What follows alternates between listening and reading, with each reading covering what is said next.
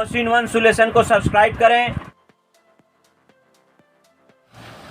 स्वागत है आपका मोहसिन वन सॉल्यूशन में। और आज का टॉपिक जो है वो ईएमएमसी बोले तो एक प्रोग्रामिंग आईसी है जो कि हर मोबाइल में होती है। और ये एक तरह का मेमोरी कार्ड है। उसका फुल फॉर्म है embedded multimedia card. Embedded multimedia card यानी कि ऐसी मेमोरी जो जिसको फिक्स कर दिया गया है। जैसे कि मेमोरी कार्ड की बात किया मैंने अभी, तो मेमोरी कार्ड को हम निकाल भी सकते थे, राइट भी कर सकते थे, राइट भी कर सकते थे, डिलीट भी कर सकते थे और उसको रीड भी कर सकते थे। तो लेकिन ईएमएमसी के अंदर में इस तरीके का ऐसा कोई सीन नहीं होता, ये फिक्स होता है। और इसके अंदर में पेस्टेड वाली आईसी भी बहुत सारी आती है। जैसे जैसे मोबाइल की यूज़ ज़्यादा होने लग गई तो कंपनी ने क्या करी अभी कि सिक्योरिटी का भाव ज़्यादा बढ़ा दी है। यानी कि सिक्योरिटी यानी कि हम कोई उसका डाटा देख नहीं सकते, ना बैकअप ले सकते। ये यूज़र के लिए बहुत अच्छा है, लेकिन रिपेयरिंग करने वालों के लिए ये बैड न्यूज़ है कि आने वाला जो ईएमएमसी के बाद का जो वर्जन है जिसको यूएफएस बोलते हैं, और ईएमएमसी जो है 5.1 वर्जन के बाद से बंद हो गई। लेकिन 5G के जितने भी सेट आजकल मोबाइल के आ रहे हैं वो सारे जो है ये पूरे यूएफएस बेस है। यूएफएस यानी ईएमएमसी से भी ज़्यादा फास्ट। और इसके अंदर में आपको ये देखने को मिलेगा माइनस पॉइंट और प्लस पॉइंट, जो कि मैं अभी बताने वाला हूँ आपको स्लाइड में। जो इनक्रिप्टेड बोल रहा हूँ मैं उसको सिक्योरिटी बोलते हैं, यानी कि वो सिक्योरिटी जिसमें हम डेटा को देख नहीं सकते। और अनक्रिप्टेड का मतलब होता है कि जैसा हम मेमोरी कार्ड में कुछ भी वीडियो डाल सकते थे, MP3 डाल सकते थे, उसी तरह से हम अनक्रिप्टेड ईएमएमसी के अंदर में निकाल सकते हैं आगे वाले का डाटा, जो भी उसका है डाटा निकाल सकते हैं, 100% निकाल सकते हैं। और आजकल जितने भी स्मार्टफोन आ रहे हैं इसकी सिक्योरिटी यहाँ से बहुत बढ़ गई है।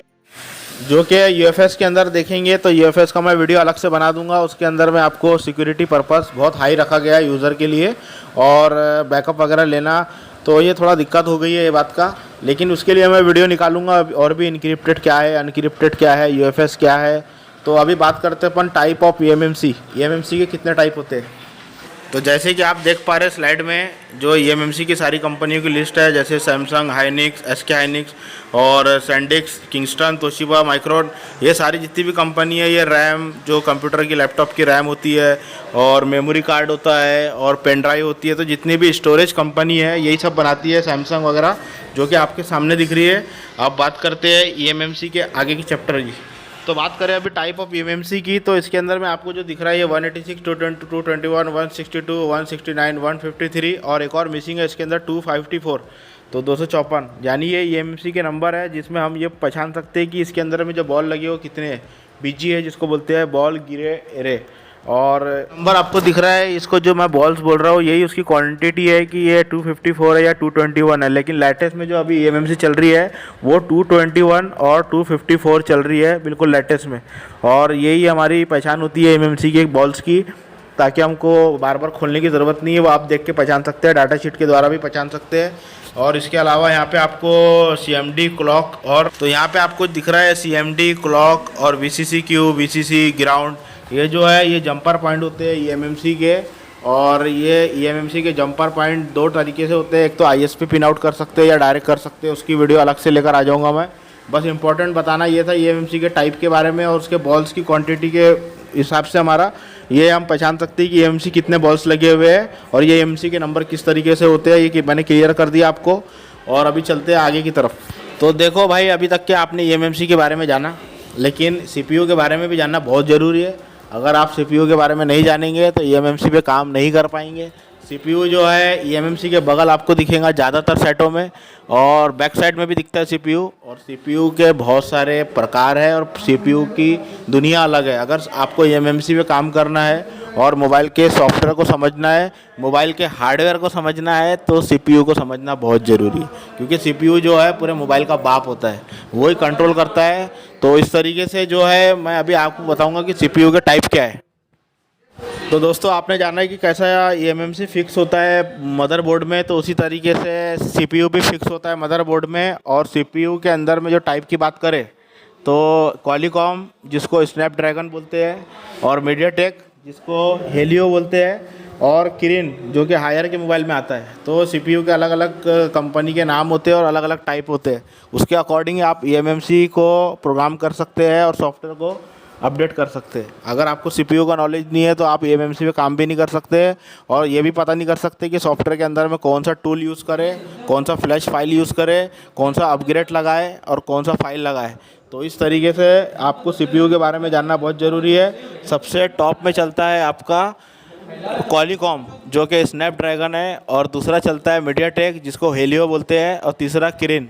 और ऐसे बहुत सारी आरडीए वगैरह आता है, लेकिन जो रनिंग में चल रहे हैं आजकल क्वालिकॉम जिसको स्नैपड्रैगन और मीडियाटेक जिसको हेलियो बोलते हैं। ये आपको जो एक्सिनोस सीपीयू दिख रहा है सैमसंग के अंदर में आता है, ये अलग लेवल का होता है, और एप्पल का आता है A12।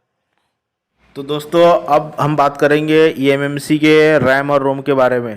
तो जब भी आप मोबाइल देखते हैं या ख़रीदते हैं तो उसके अंदर में आप देखे होंगे RAM 2 GB, 4 GB, 64 GB internal memory होती है। रैम उसकी 4 GB होती है, तो इसका eMMC 64 होती है, 32 GB होती है। तो ये अंदर उसके रैम और रोम इंक्लूड होता है। और 2 GB, 64 GB ये लास्ट आपको 128 और 256 GB तक की अभी आई है मार्केट में, और भी ज़्यादा आने के चांस है, पर 256 अभी अवेलेबल है। तो eMMC के अंदर में जो टेक्नोलॉजी है ये रैम और रोम इंक्लूड होती है इसके अंदर में, और अभी इससे भी ज़्यादा फास्ट अभी UFS की टेक्नोलॉजी आ गई है जो कि eMMC से बहुत ज़्यादा फास्ट है, और UFS के बाद भी और न्यू टेक्नोलॉजी आ सकती है, लेकिन अभी फ़िलहाल में अब बात करें eMMC और CPU की कम्युनिकेशन की, तो इसका होना बहुत ज़रूरी है मैचिंग। जैसे कि क्वालिकॉम का CPU है और eMMC सैमसंग की है, चाहे कोई भी eMMC हो और कोई भी CPU हो, लेकिन उन दोनों का कम्युनिकेशन होना बहुत ज़रूरी है। और CPU का कम्युनिकेशन अगर नहीं होगा तो स्वैपिंग वगैरह में भी प्रॉब्लम आता है। तो eMMC सैमसंग की हो या कोई भी हो, और CPU क्वालिकॉम का हो, लेकिन मैचिंग का होना बहुत ज़रूरी है। ये CPU और eMMC कंपनी के द्वारा ही इसका प्रोग्राम मैच होता है, CPU और eMMC का। और eMMC के अंदर ही आपका जितना भी डाटा और ये आप जो कॉन्टैक्ट नंबर सेव करते हैं ये सब इनबिल्ड होता है। इसी के अंदर यूज़र एरिया प्रोग्राम होता है, और इसी तरीके से CPU उसकी मैचिंग होती है। दोनों के पास एक बूट लोडर की होती है, और दोनों की जो की होती है बूट लोडर, ये आपस में एक दूसरे को कम्युनिकेशन करवाती है। और फ़ोन को ऑन करने पर CPU की तरफ से एक डाटा जाता है जिसको हम RPMB क्लीनिंग बोलते हैं। मैं आपको मिसाल की तरफ से समझाता हूँ। हम जितनी भी मोबाइल को ऑन करते हैं ऑफ़ करते हैं तो ये बूट लोडर की जनरेट होती है, जिसको हम RPMB क्लीनिंग बोलते हैं। यानी बोलने का मतलब कि सेट को अपन जितने बार ऑन करते हैं ऑफ़ करते हैं तो बूट लोडर की उसमें काउंट होते रहता है, और जिसको हम RPMB बोलते हैं। यानी कि अगर आपको eMMC अगर चेंज करना है तो आसानी से चेंज नहीं कर सकते, क्योंकि ये जो CPU होता है वो होस्ट होता है, और ये दोनों का मैचिंग करना बहुत ज़रूरी है। तो अगर चेंज करना चाहेंगे किसी का भी eMMC कोई भी सेट में लगा के, तो आप ऑन नहीं कर सकते सेट को, उसका प्रॉपर मैचिंग होना बहुत ज़रूरी है। क्योंकि बूट लोडर की मैच करना बहुत ज़रूरी है, चाहे MI को, Vivo, Oppo जो भी सेट हो, उसका बूट लोडर की मैच कराना ज़रूरी है, वरना हैंग ऑन लोगो हो जाएगा, या फिर लोगो से आगे नहीं बढ़ेगा, या फिर रीस्टार्ट मारेगा। तो इस तरीके की प्रॉब्लम देखने को मिलेंगी। तो मैचिंग होना बहुत ज़रूरी है अगर आपको स्टार्टअप मोबाइल को करना है। तो आई होप कि मैंने आपको eMMC की प्रोग्रामिंग का बेसिक बताया, और इसके इनक्रिप्टेड अनक्रिप्टेड के बारे में बताया, टाइप ऑफ eMMC के बारे में बताया, eMMC की कंपनी के बारे में बताया, eMMC के बॉल के बारे में बताया, और CPU और eMMC का साइन ओके होना चाहिए ये बताया, और इसके अलावा कब eMMC चेंज करना चाहिए, और eMMC की बेसिक नॉलेज।